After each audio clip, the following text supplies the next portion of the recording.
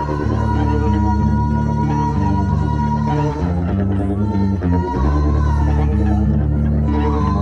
écoutez Radio Ma'arif.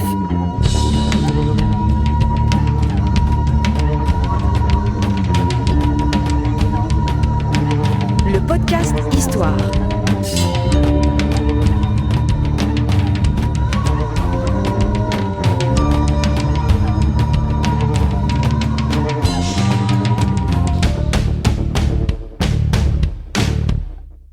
Le podcast Histoire est produit avec le soutien de Maroc Télécom. Bienvenue les amis, c'est le podcast Histoire de Radio Ma'arif qui est là, très très heureux.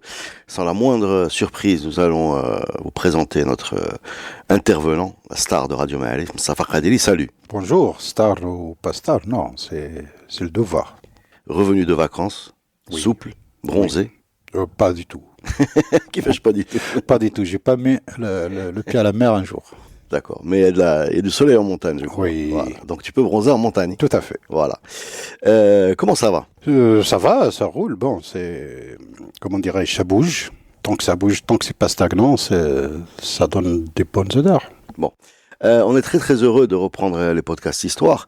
Et aujourd'hui, on a voulu parler de 1912. Pourquoi 1912? C'est l'année charnière où le protectorat est signé et qui va complètement bouleverser en fait la donne politique au Maroc et un peu le sort de notre pays. C'est bien ça? Tout à fait. Alors, est-ce que tu peux, s'il te plaît, Moustapha, avec la science que nous te connaissons, nous poser un peu le contexte de cette année 1912? Disons que c'est un processus, hein, c'est l'année 1912, 30 mars 1912 exactement, c'est un peu la conclusion. Mais c'est un processus qui commence bien très tôt, pratiquement depuis 1830, au moment de l'arrivée des Français à Alger. Donc, entre les deux dates, il y a 80 ans à peu près. Ça a mis du temps, a priori, vu le temps nécessaire.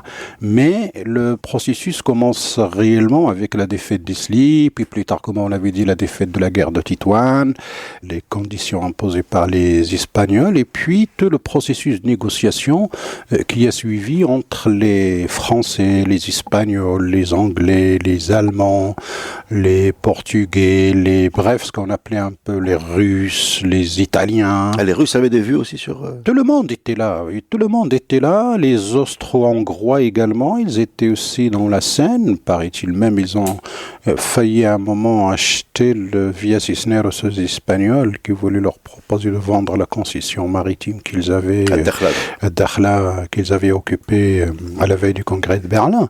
Donc toutes les puissances européennes, au fait, étaient concernées par ce processus dit de colonisation, comme on l'appelait en Europe, pour se partager les zones d'influence, que ce soit en Afrique ou en Asie, après les indépendances américaines. C'est après l'indépendance des pays d'Amérique, l'Amérique du Nord, l'Amérique du Centre, l'Amérique du Sud, qui se sont complètement détachés des puissances européennes, que les puissances européennes vont regarder vers l'Afrique et vers l'Asie. Enfin, les puissances européennes, il n'y en a pas beaucoup. En fait, il y a en Amérique du Sud, le Portugal et l'Espagne. Oui, les British au nord, avec les Français un également. peu les Français, voilà. Oui. Mais là, quand tu me parles d'Austro-Hongrois, d'Allemands, etc., c'est des gens qui sont lancés dans le processus de colonisation tard. Et peut-être qu'ils avaient envie de rattraper leur retard, justement. Ils n'étaient pas dans les Amériques, certes, mais ils sont regardants. Mais en tout cas, il y a une mise en place d'une sorte de droit international, entre guillemets, si on oserait dire, qui commence avec le congrès de Vienne. C'est un peu, pour les spécialistes, c'est la base du début de ce qu'on appelle un peu le droit international. Le traité de Vienne après la défaite de Napoléon, le chancelier austro-hongrois de l'époque, Metternich. Et il y avait toujours ce besoin d'avoir l'accord des autres pour pouvoir mettre en place une sorte de paix entre eux et se mettre d'accord par des accords signés que tout le monde devrait respecter. C'est pour cela que, entre le congrès de Vienne en 1814, suite aux défaites napoléoniennes, jusqu'au congrès de Berlin sur l'Afrique 1884, c'est pareil. D'ailleurs, dans ce traité de Berlin qui nous concerne sur la colonisation de l'Afrique, il est stipulé, écrit noir sur blanc, que chaque puissance doit informer les autres de ce qu'elle fait pour que les autres puissent lui valider ou accorder le droit que cette puissance a acquise au niveau d'un territoire quelconque pour éviter les guerres, pour éviter les conflits. Et ils en sont arrivés finalement au conflit de la Première Guerre mondiale. Bon, on dit beaucoup de choses sur les raisons, les histoires du prince assassiné à Sarajevo, etc. Mais au fait, c'est une accumulation de conflits latents qui se faisaient ou qui étaient là et qui préparait un petit peu la scène à toutes les raisons possibles pour que le premier conflit européen commence en août 1914, alors que la raison soi-disant principale, c'est cette histoire d'assassinat. Pourquoi on assassine le prince des Austro-Hongrois? Les Austro-Hongrois veulent prendre la revanche contre les Serbes. Les Serbes sont des chrétiens orthodoxes, pardon. La Russie qui réagit, non, ce sont des orthodoxes comme quoi, donc je dois les protéger. Ils déclarent la guerre aux Austro-Hongrois. Les Allemands qui disent, puisque nos alliés, les Austro-Hongrois, ont eu la guerre déclarée par nos ennemis, les Russes, donc nous, on va déclarer la guerre. Et ensuite, les Français disent, puisque l'Allemagne, qui est notre ennemi, déclare la guerre à la Russie, qui est notre allié, on va... Et voilà le processus. Ce que tu es en train de dire, si je résume ce que j'ai compris, c'est que il y avait une volonté de se partager le gâteau sans heurts, qui se traduit par les accords signés de Munich. C'est bien ça? Non, les accords de Vienne, ou les accords de Berlin, pardon, 1884. Pas Munich, d'accord.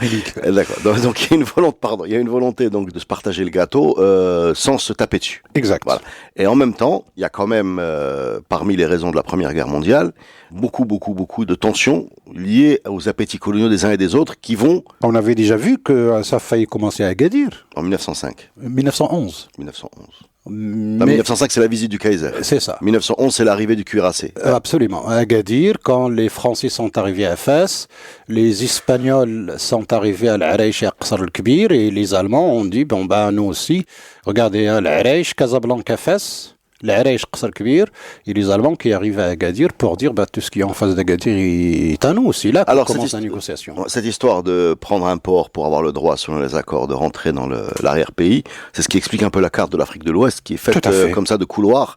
Le Bénin, la Gambie et le Togo, enfin, toutes sont une façade maritime qui a commencé leur colonisation. En fait. Les Européens arrivent sur le port et ils prennent ce qu'il y a derrière. Tout à fait. Voilà. Ce qui explique aussi pourquoi les Espagnols finalement ont obtenu le Sahara, parce que justement ils avaient un pied à terre à ce qu'ils appellent Via Cisneros, Dakhla ou bien Douikhla, donc pour pouvoir occuper le hinterland qui est en face, qui est le Sahara, par d'ailleurs des arguments, parce qu'on va voir dans le traité de 27 novembre 1912 sur le partage du Maroc entre l'Espagne et la France, l'Espagne par exemple évoque des droits historiques pour avoir sa part du Maroc. Mais qu'est-ce que c'est que la notion des droits historiques? Là, c'est un grand sujet où on va mettre des hypothèses pour pouvoir comprendre, mais quelle est, dans la logique espagnole à l'époque, la notion des droits historiques sur le Maroc, comme si la France n'avait pas ce droit dit historique qu'elle a imposé par sa puissance, par sa politique, par sa politique des crédits, par ses manigances, etc., alors que l'Espagne évoque les droits historiques pour avoir sa part au nord et au sud.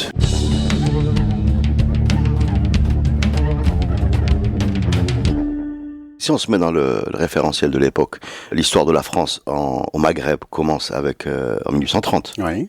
L'histoire de l'Espagne et du Portugal au Maghreb commence bien avant. Oui. Voilà, on a déjà parlé des ports portugais, des présides espagnols. Enfin, je veux dire, le français, en fait, c'est un peu le dernier arrivé dans l'histoire. Oui. C'est-à-dire qu'à la place de l'espagnol, qui depuis... on peut comprendre qu'il ait eu mauvaise de se faire doubler.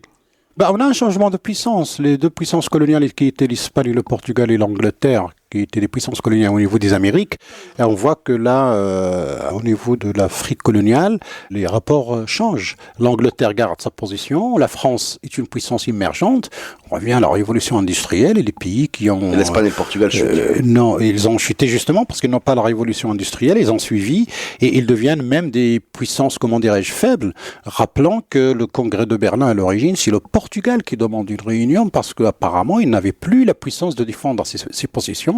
Il avait apparemment peur d'être mangé par les nouvelles puissances. Et donc, il demande... C'est le Portugal qui est à l'origine du congrès de Berlin pour que Bismarck trouve l'occasion belle pour s'imposer en tant qu'homme de l'Europe qui fait un petit peu la loi. Et du coup, c'est comme ça que commence l'intérêt pour la colonisation de l'Afrique, parce que jusque cette date, les puissances européennes qui étaient connectées à l'Amérique du Sud et à l'Amérique du Nord n'avaient que les comptoirs de l'esclavage. Voilà. Revenons au Maroc. Alors, les Portugais n'avaient plus de comptoir au Maroc pour, par exemple, prétendre avoir un droit quelconque. Les Espagnols étaient encore dans ce qu'ils appelaient les présides, le point de Ceuta et de Melilla. plus le reliquat de la défaite de la guerre de Tétouan, quand ils ont eu une compensation qu'on avait appelée Santa Maria del Mare Pequeña et qu'on avait du mal à localiser jusqu'à ce qu'il soit localisé à ce qu'on appelle Ifni, ou c'est dit Ifni aujourd'hui. Et puis, c'est arrivé à Villa Cisneros, comme ils vont l'appeler, à Dakhla ou bien Douikhla, en 1884, exactement avec le début du congrès de Berlin. Donc voilà un petit peu le topo. C'est pour cela aussi que l'occupation de Casablanca en août 1907 rentre aussi dans cette logique, parce qu'en même temps, il y a par la France, pour arriver par la côte, parce qu'en même temps, il ne faut pas oublier que suite à l'assassinat du docteur Mauchamp en 1906, l'IOT a occupé Oujda, rentrant par la frontière terrestre d'Algérie. Mais il se retire, la France accepte rapidement de se retirer de Oujda suite aux protestations, la réaction des autres puissances européennes, etc. Mais pour Casablanca, ça rentre dans la logique du comptoir ou du point maritime d'entrée pour pouvoir avoir ce hinterland. C'est pour ça que aussi ce contexte et ce processus, comme on avait dit, qui commence à peu près durant pratiquement tout le 19e siècle, avec les traités commerciaux défavorables au Maroc, d'abord avec les Anglais, ensuite, plus tard, avec toutes les autres puissances, les Français, les Espagnols, qui vont essayer d'avoir leur part aussi de ce commerce qui n'était pas à l'avantage du Maroc, et puis surtout avec leurs conditions, et surtout le début de ce qu'on appelle mokhalitin, c'est-à-dire ces Marocains qui travaillent avec les puissances étrangères et qui sont protégés par les puissances étrangères et qui ne sont plus soumis à la loi du Maroc ou à la loi du Marzen. Et puis à partir de ces mokhalitines, ce qu'on appelle les protections personnelles ou individuelles, va s'étendre pour atteindre carrément les personnalités très importantes et très influentes du Marzen pour avoir une sorte d'umbrella ou de parapluie d'une puissance étrangère qui la protégerait. Donc nous avons, voilà, en parallèle, une sorte de relation internationale ou bien une relation avec les puissances européennes sur le commerce, les relations diplomatiques, la vision sur le gâteau et puis la part des uns et des autres sur le gâteau africain.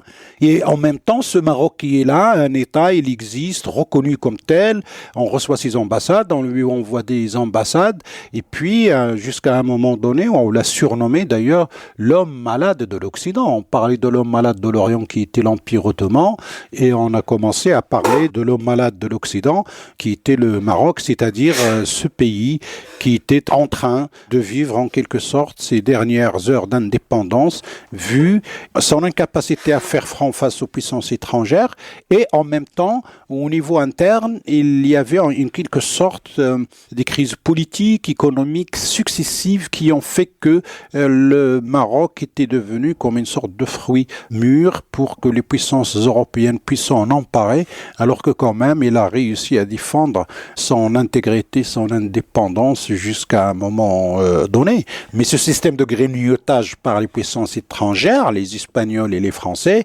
était carrément comme une sorte de fait accompli qui a, comment dirais-je, provoqué entre autres l'arrivée de Moulay Hafid au pouvoir en 1907. Alors, on reviendra sur Moulay Hafid, mais je voudrais juste signaler à tous ceux qui nous écoutent qu'il y a un podcast qui explique bien un peu la perte de souveraineté, qui s'appelle La révolte des tanneurs de Fès, qui a été un des premiers podcasts qu'on a diffusé, où on parle également de perte de souveraineté fiscale, puisque je pense que le sultan, c'est comme ça qu'il faut l'appeler, n'avait pas le droit de modifier les règles fiscales sans l'accord des Européens. Non, c'est pas ça. C'est d'abord cette amende de guerre qui est très colossale qu'on paye. Même la fiscalité était soumise à l'accord des Européens.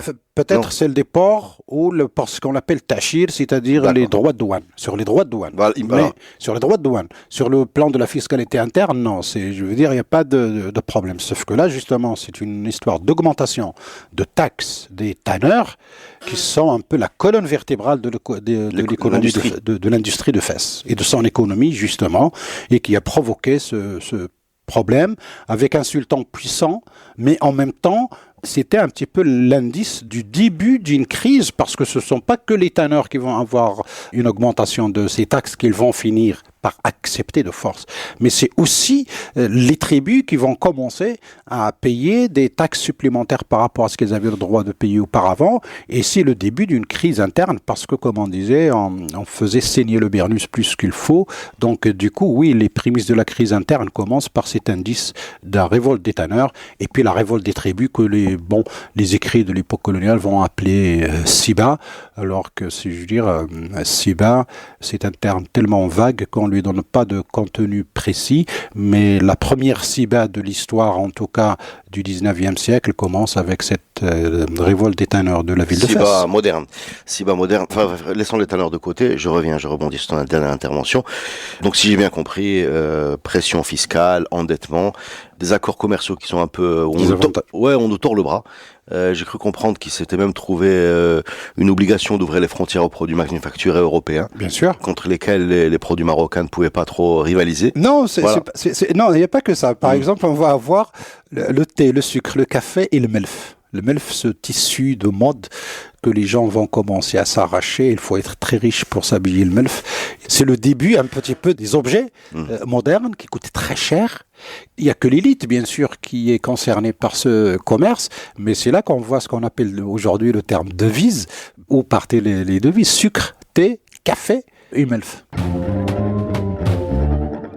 Tu disais donc que cette perte de souveraineté économique, c'est une perte de souveraineté économique, cette espèce d'asphyxie financière, perte de souveraineté aussi politique, vu le nombre des personnes protégées, donc qui ne dépendaient plus. Quand on est protégé, juste pour comprendre, la loi ne s'applique pas à toi. Non, justement, c'est l'impôt non plus. Non plus. On appelle ça le régime des capitulations. C'est un moyen parmi les moyens utilisés par les Européens pour mettre à défier la souveraineté des pays. Ils l'ont fait avec les Ottomans, ils l'ont fait avec les Chinois également. Pareil. Donc, ils ont grignoté en fait le Maroc. Des protégés au protectorat, je veux dire, on peut y aller, on peut faire le raccourci. Hein, donc en fait, tu as un citoyen ou un sujet ou un individu, en fait, tu l'appelles comme tu veux, qui ne te répond plus en fait, voilà. Non, c'est là l'origine même de ce qu'on appelle la justice consulaire. C'est-à-dire quand un Marocain protégé a un problème avec le Marzen ou avec un autre Marocain qui n'est pas protégé, il n'a pas la main, il doit se rendre au consulat de la personne protégée pour avoir justice entre guillemets. Et bien sûr, cette justice consulaire qui a continué au Maroc jusqu'en 1937. C'est les British qui étaient les derniers à en avoir possession. Donner raison toujours bien sûr à leurs protégés parce qu'ils les défendaient. C'est pour cela qu'il existe. Cette asphyxie, cette espèce de main de l'Europe là qui se pose sur le Maroc, qui se pose tard, parce que on va quand même signaler qu'une grande partie de l'Afrique était déjà colonisée, on est d'accord. Une grande partie, oui, en tout cas les États plus ou moins constitués comme l'Égypte, protectorat 1883, mais en fin de compte, c'est seul l'Éthiopie, le Maroc vont résister jusqu'à un petit peu la fin. La Tunisie également en 1881. Comme État plus ou moins souverain, puisqu'ils étaient des suzerains des Ottomans avec une sorte d'autonomie, que ce soit l'Égypte ou la Tunisie. Juste pour compléter le tableau, du côté des Anglais, le Ghana, le Nigeria, la Tanzanie et l'Afrique du Sud, ça se passe comment ça ? Ils passent des traités de protectorat avec les sultanats locaux. Vous savez, au Nigeria aujourd'hui, on a encore des sultans des régions, c'est-à-dire des personnes qui ont une espèce de pouvoir religieux sans avoir aucun pouvoir politique. Mais ces accords, ils se passent vers quelle période ? Fin 19e, toujours. Donc toujours avant après Berlin, et avant le Maroc. Avant le Maroc. D'accord. Après Berlin, c'est le début de l'expansion, excepté l'Afrique du Sud, je crois, excepté l'Afrique du Sud, la Tunisie 1881, l'Égypte 1883.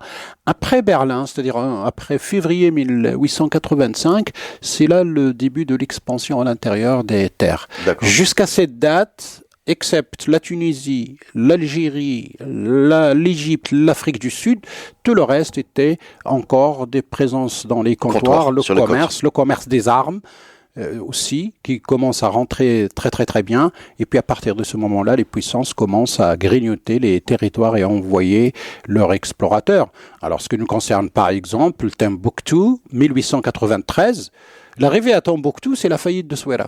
Parce que quand les Français arrivent à Timbuktu, bien sûr, ils ne laissent plus le commerce venir vers Souera. Ouais, c'est la fin c'est la fin des caravanes. Du transsaharien vers le Maroc, mais bien sûr, ils vont essayer de le détourner à leur bénéfice entre Saint-Louis au début, après Dakar, jusqu'à Alger ou Tunis, quand ils vont pousser jusqu'à l'actuel Niger et Tchad, vers la route d'Ordams qui se trouve aujourd'hui en Libye et qui était plus ou moins dépendante de la régence de Tunis. Donc on ne peut pas faire le lien comme ça, mais en me disant la prise de Tombouctou 1893 et passer dessus comme c'est de rien n'était. Parce que Tombouctou, c'est le Mali aujourd'hui, ça n'a rien à voir. Non.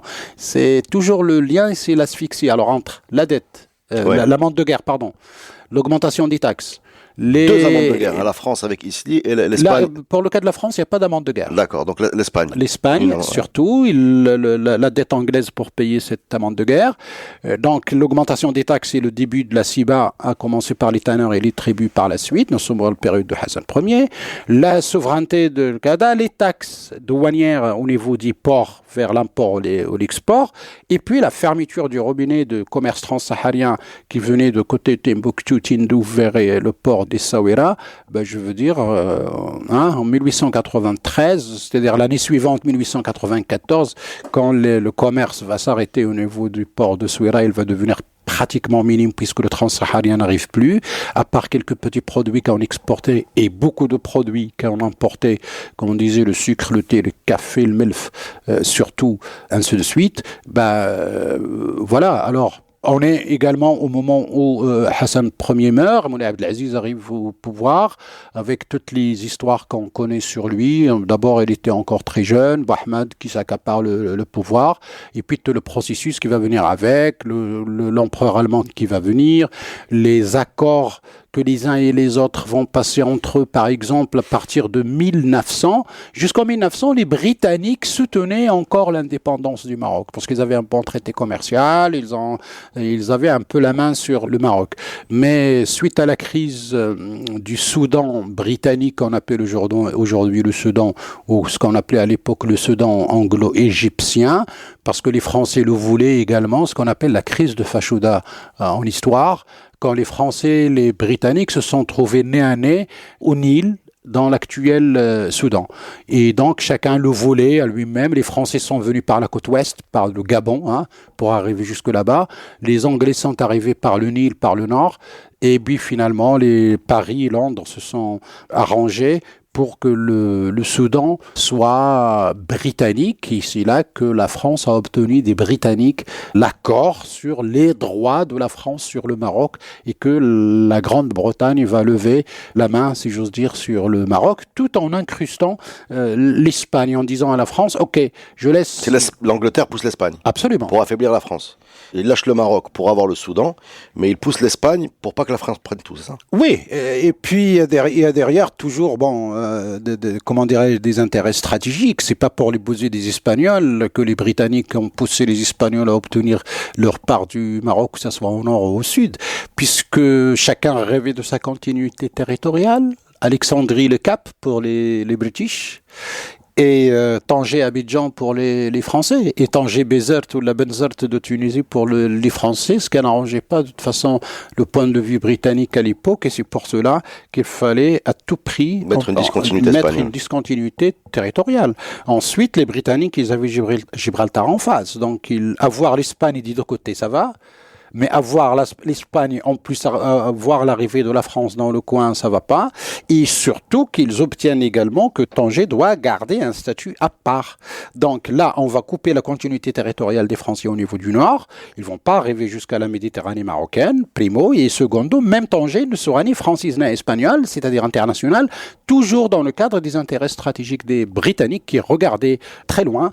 Et je crois qu'il y avait une logique, et c'est là que l'histoire est un excellent cours d'enseignement de géopolitique au niveau historique, que ce soit au niveau de l'actualité, selon les intérêts des uns et des autres. À partir du moment où il y a une position britannique dans le coin qui s'appelle Gibraltar, et ça a complètement structuré leur façon de voir le Maroc, de lever la main sur le Maroc, de défendre l'intégrité du Maroc, etc., etc.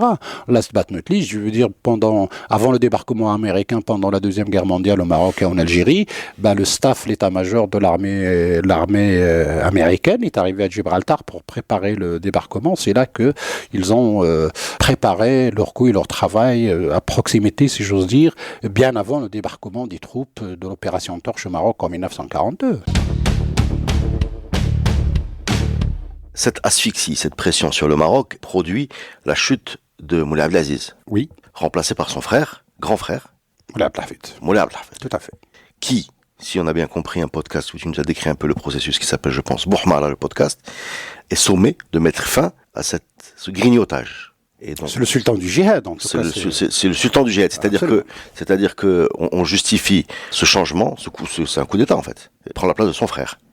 Non, coup d'État, c'est un terme moderne. Non, c'est arrivé dans l'histoire. C'est-à-dire la destitution, et c'est une procédure. Il n'est pas facile. On ne vient pas et on prend la chaise. Non, c'est une procédure avec...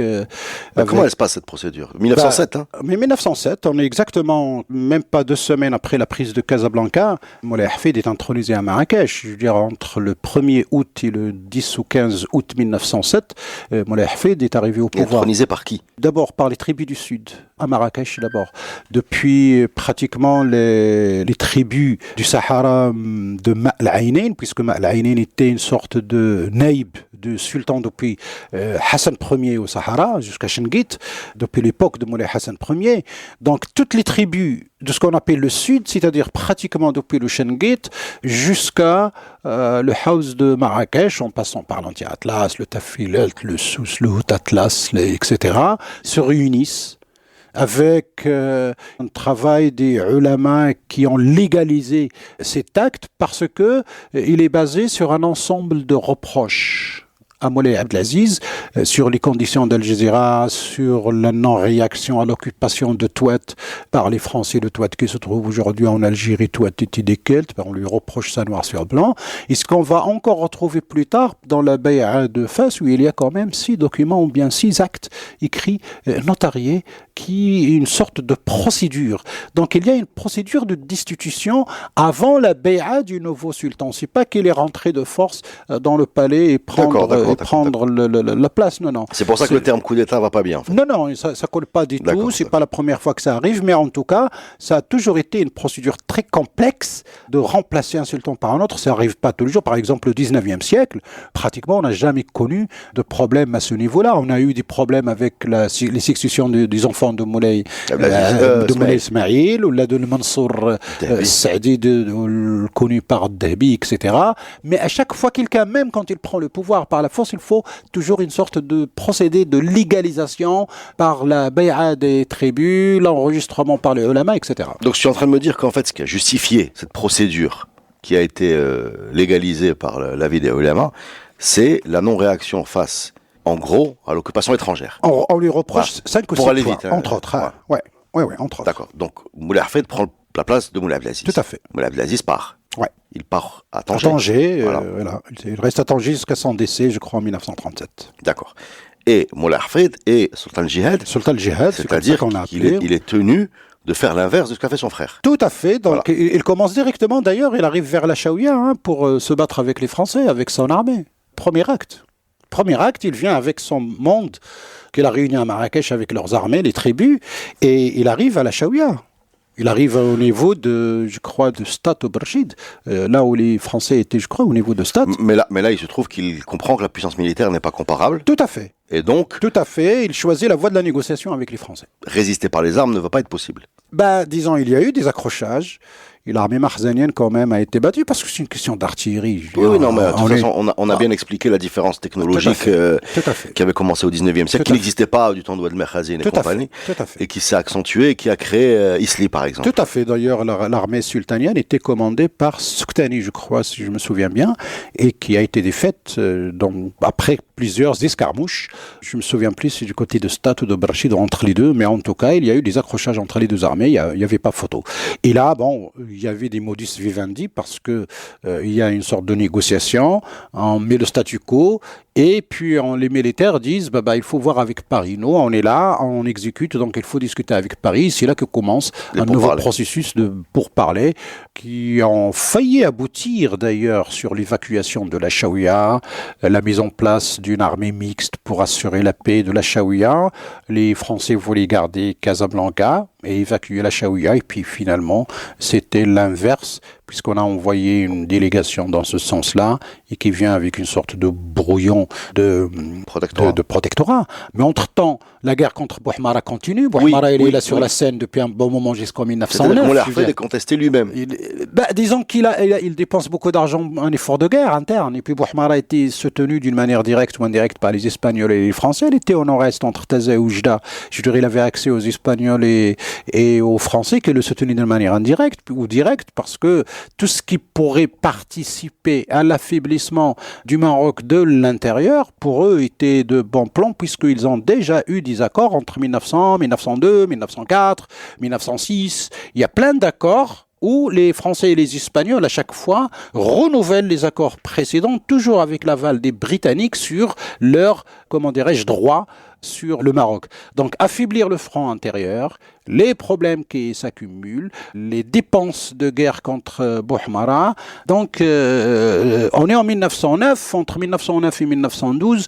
Déjà, Moulay Hafid, à partir de 1910-1911, il commence à avoir des problèmes, y compris à l'intérieur de son propre gouvernement, parce que les gens qui l'ont soutenu, le bloc qui l'avait soutenu, les blocs du Sud, comme on l'appelait, commencent à se disloquer, comme on disait. Il se dispute avec le Madani Glaoui.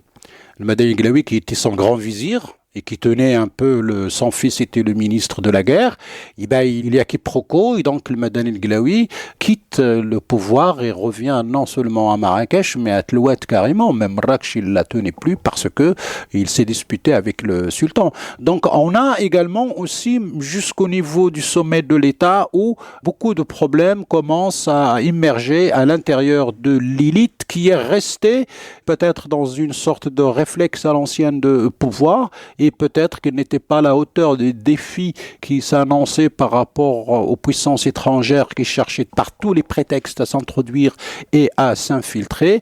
Et donc, ça nous a donné ce qu'on appelle la révolte de Fès en avril 1911, où il y a vraiment beaucoup d'événements, beaucoup de détails au jour le jour. Je veux dire, c'est inracontable, mais on a beaucoup de sources en tout cas qui en parlent, au point même que les gens du Moyen Atlas se sont regroupés à Meknès, se sont retrouvés pour désigner un nouveau sultan, un frère de Moulay Hafid, Moulay Zine.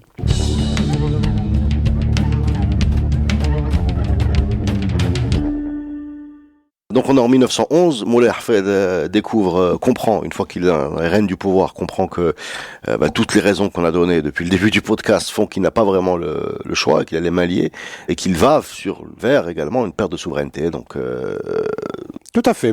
Qu'est-ce qui se passe alors en 1911 ? Justement, alors cette révolte, double révolte, enfin ce qu'on appelle la révolte de Fès, les tribus assiègent la ville de Fès, le clan au pouvoir se disloque, Moulay Abdel Hafid n'avait plus grand monde sous la main, et surtout cette bay'a d'un nouveau sultan Moulay Zine Abidine, connu par Moulay Zine en avril 1911. Meknès, avec un gouvernement, etc. Il y a même une lettre d'un chef de cette insurrection qui s'appelle Aqal Boubmani, ou bien Aqanit Boubman, une tribu d'Aïtendir de la région de l'Hajib, qui a écrit au consul britannique à Tanger, le suppliant de demander son gouvernement d'intervenir auprès du gouvernement français, de nous laisser tranquilles pour régler nos problèmes en interne entre nous, parce que justement, il a ouï dire que l'armée française de Casablanca allait rentrer dans la Seine, et effectivement, ils arrivent par Qnitra, Sidi Qasm, ils font vers le nord, ils font Fès d'abord et puis Meknès ensuite pour revenir par Khmisset.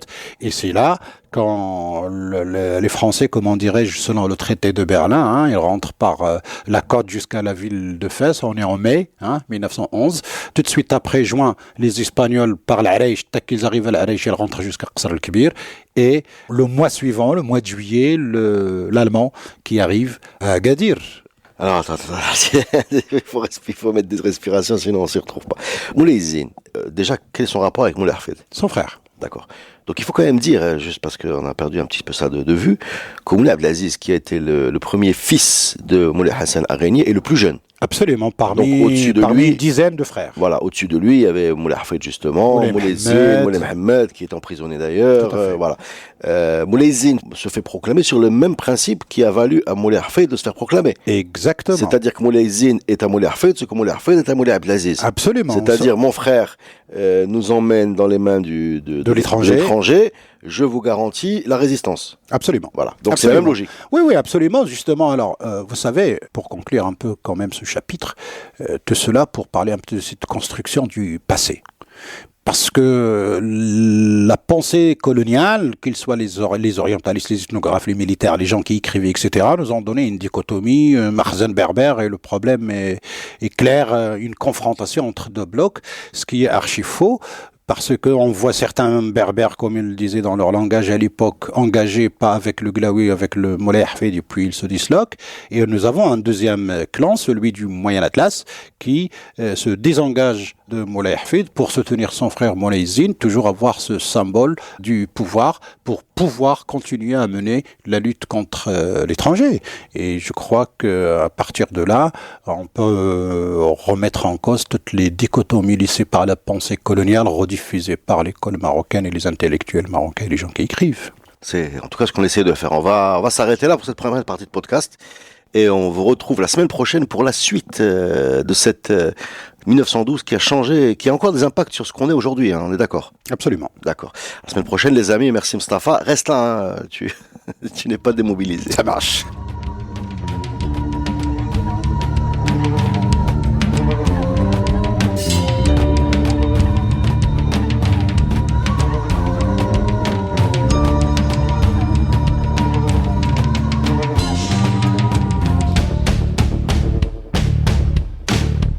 Le podcast Histoire est produit avec le soutien de Maroc Télécom. Maroc Télécom, un monde nouveau vous appelle.